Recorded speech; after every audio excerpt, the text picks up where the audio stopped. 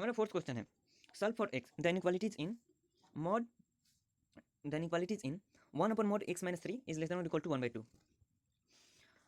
तो हमारा यहाँ पर इनइक्वेशन है 1/mod x - 3 is less than और इक्वल टू 1/2।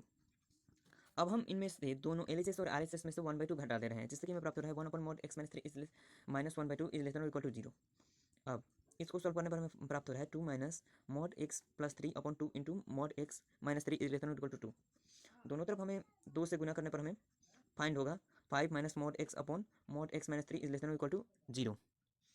यहाँ पर इसका मतलब क्या होगा 5 - mod x upon mod x - 3 जो है वो या तो 0 के बराबर है या 0 से छोटा है। तो इससे हमें दो चीज़ें प्राप्त होती है, दो केसेस प्राप्त होते हैं, या तो हमारा अंश निगेटिव है या हर निगेटिव है, और दूसरी बात है अंश का मान 0 के बराबर भी हो सकता है। तो इस प्रकार हमें दो केसेस प्राप्त हो रहे हैं, एक ये फर्स्ट केस है और ये सेकंड केस है, या तो ये प्राप्त होगा ये प्राप्त होगा। ठीक है, तो हमारा पहला केस है 5 - mod x is less than और equal to 0 and mod x - 3 is greater than 0, जब हर का मान पॉजिटिव है और अंश का मान निगेटिव हो सकता है या 0 हो सकता है।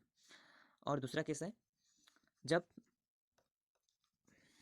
अंश का मान ग्रेटर देन और इक्वल टू 0 है, मतलब कि पॉजिटिव है या 0 है, या और हर का मान mod x - 3 is less then 0, हर का मान निगेटिव है, जिसके कारण हमारा जो इनइक्वेशन है वो इनइक्वेशन के लिए जो ये एक्सप्रेशन है वो निगेटिव हो सकता है। तो यहाँ पर इसको इन दोनों को सॉल्व करने पर हमें प्राप्त होता है mod x is greater than और इक्वल टू, यहाँ से mod x is greater than और इक्वल टू 5, और इससे फाइंड होता है mod x is greater than 3।